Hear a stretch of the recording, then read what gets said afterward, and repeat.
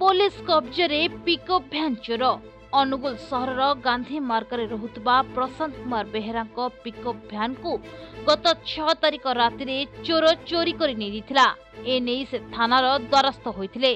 श्री बेहेरा उक्त दिन राति गाड़ी को घर सामने रखिथिले। तेबे सकाळ उठी देखिले बेलकु घर सामनारू गाड़ीटी गायब हो जाइथिला। तेबे अनुसंधान जना पड़थिला जे केही जणे दुर्बृत्त राति गाड़ीटी को चोरी कर नेछि। तेबे सीसीटीवी रे कैद होइछि एही चोरीर दृश्य। तेबे ए नै प्रशांत अनुगुल टाउन थानार द्वारस्थ होइथिले। तेबे खबर पाई तदंत आरंभ करथिला पुलिस। तेबे पुलिस 3 अभियुक्तों को गिरफ्त करिछि।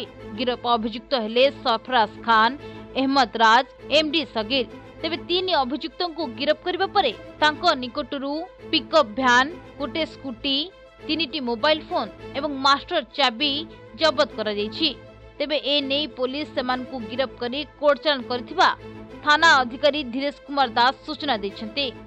गाड़ी एक्चुअली सेठी 10 वर्ष लानी जो जगह गाड़ी हमर रहउतला से जगह 10 वर्ष लानी गाड़ी रहउतला एवं 6 तारिख दिन संध्या 11:30 बेले से गाड़ीटी से संध्या 7 बेले गाड़ी ठिया करागला। ठिया घर को ड्राइवर गला परे 11:30 बेले गाड़ीटी सेठी चोरी कर नहीं।